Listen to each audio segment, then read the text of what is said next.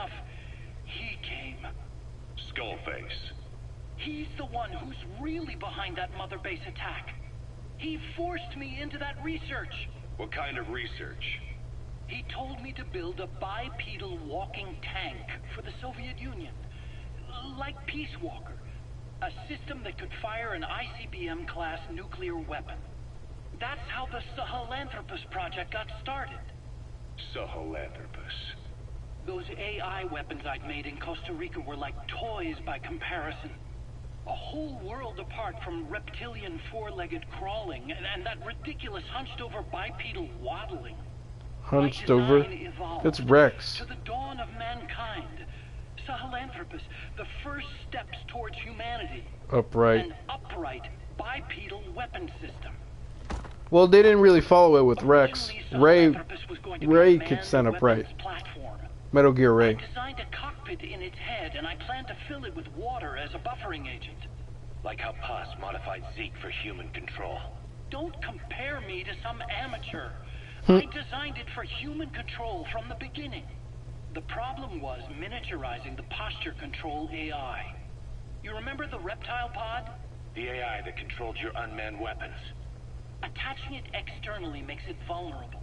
So this time I wanted it beneath the armor. Meaning I had to make the AI smaller.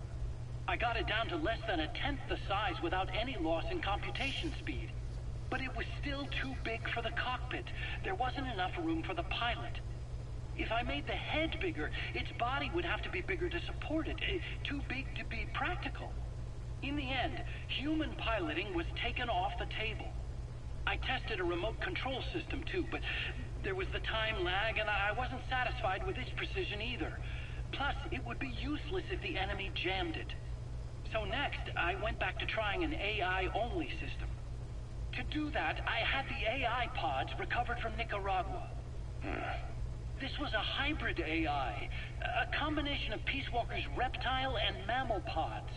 The only AIs that had ever successfully operated an unmanned nuclear weapons. Man, they're playing God. Really? You'd need some help to get that working. Expert help. Did you work with someone? I worked alone. You did that yourself? That's the thing. The AI didn't pan out in the end either. But I did finally get Sahelanthropus walking by folding over its upper body to lower its center of gravity. The first upright bipedal locomotive weapon system in the history of mankind. I guess technically it falls into the anthropoid ape category. I don't see the benefit of having it stand taller. Yeah. On terrain with significant differences in elevation like Afghanistan, you need a body that's vertically adaptable. That also lets it attack from long range while using mountain ridges for cover. So, making it walk upright was the most important factor in giving it superior height capability. As the name suggests, that was the whole point of Sahelanthropus. But I was being pushed for results. Having the AI mounted externally would have been the fastest way to get it working. I just needed more data so it could maintain its balance. But Skullface refused to wait. He dismissed the idea of AI control and took Sahelanthropus away from me before I could finish it. But it was walking when it came after you. That's just it. I don't understand how Skullface got it to move upright, without a pilot or an AI.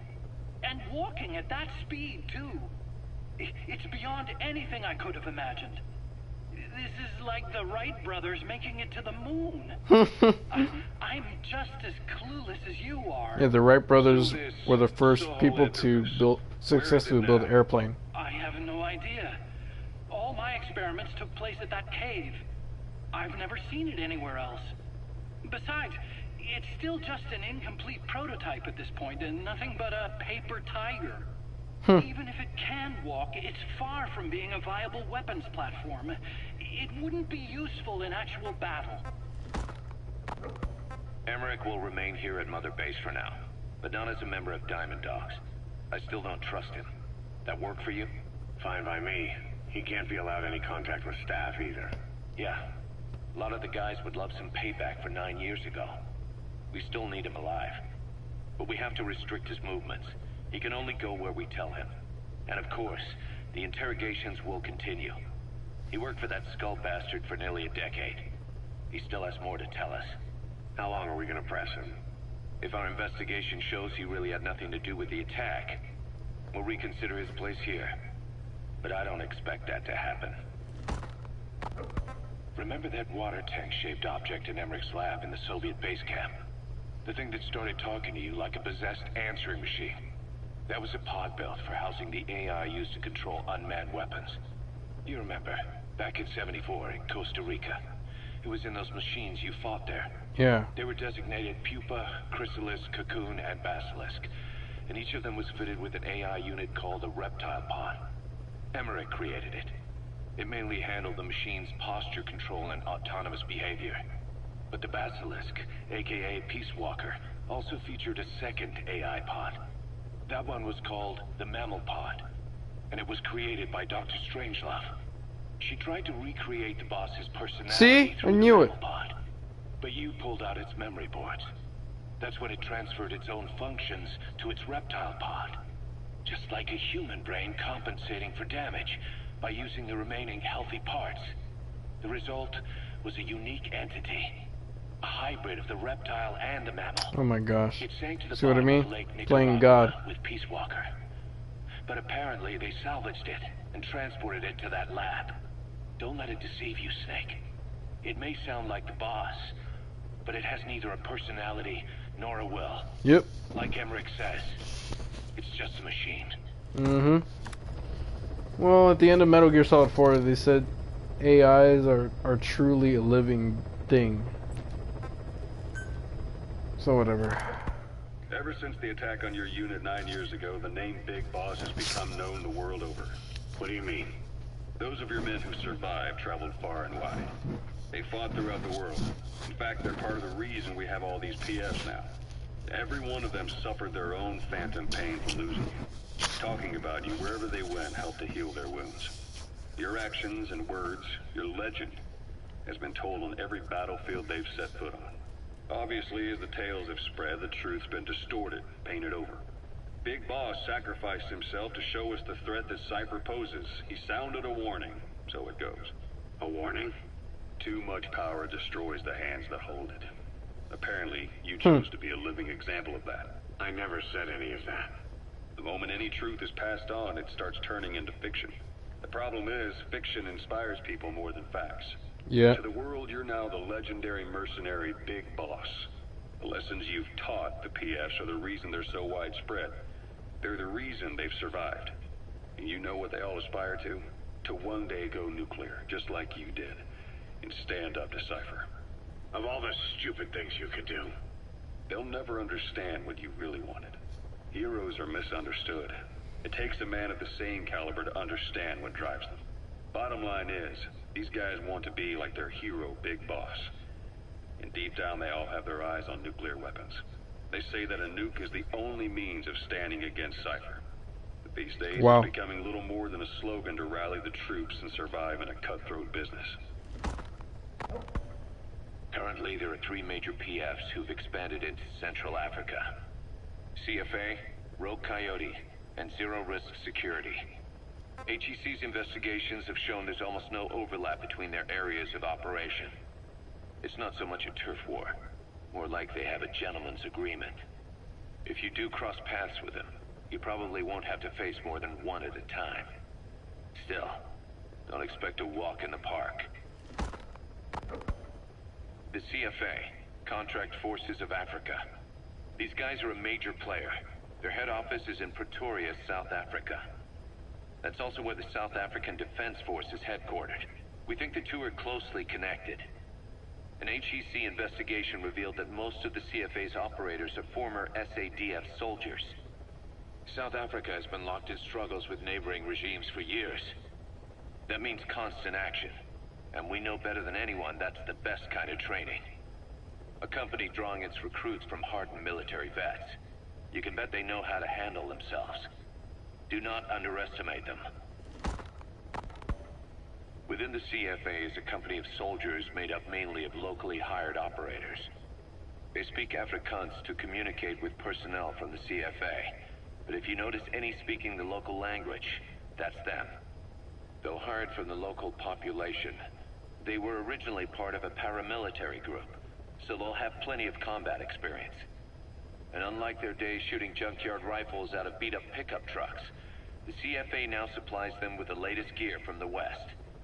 On top of that, they've been combat trained by the South African Army. All that adds up to a much stronger fighting force. So don't brush them off. Look at the Angola-Zaire border region. The east bank of the Munene River in particular. It's a microcosm of a problem that stretches all across Africa. There's a civil war going on in Angola, fought between the government MPLA and the Western-backed UNITA. Zaire is still a dictatorship under President Mobutu, but numerous uprisings have broken out in its remote regions. With all the trouble elsewhere keeping their hands full, neither government has control over their side of the border. They depend on militias and PFs, as do the rebels. Government forces, guerrillas, militants, groups of all shapes and sizes hawk whatever resources they can to hire PFs. Conflict brings PFs. PFs expand the war zone, and more conflicts erupt in a continuous chain reaction. Sounds like our kind of work. Mother Base could grow by leaps and bounds.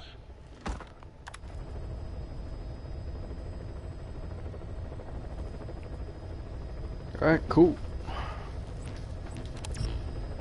Alright. Hey there. Okay. Any missions? Oh. They completed already? I kinda wanna go there now.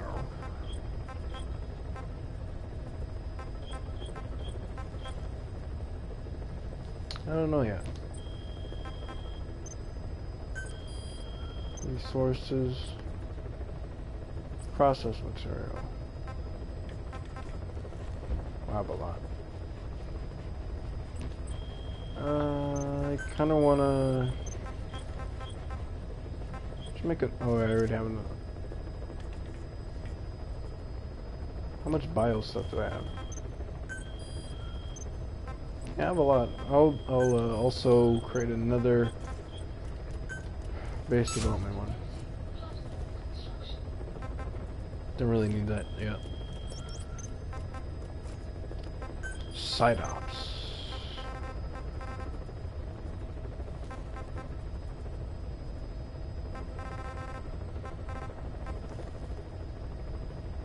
Wow. Oh, I didn't even get to explore Mother Base that much yet.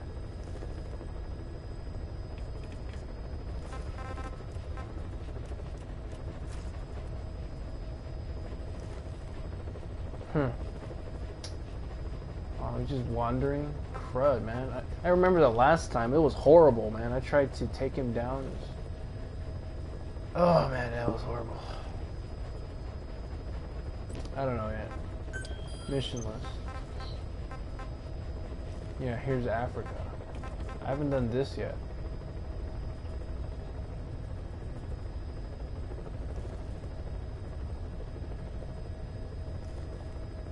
Huh, that's interesting.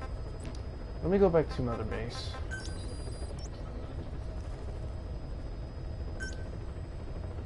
Yeah, I want to visit the animal conservation.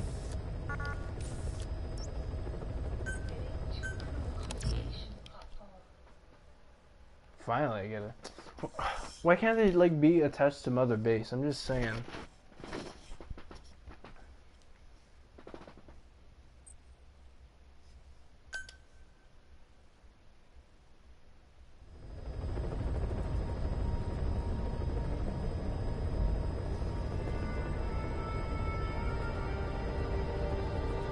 Hey, where's D-Dog?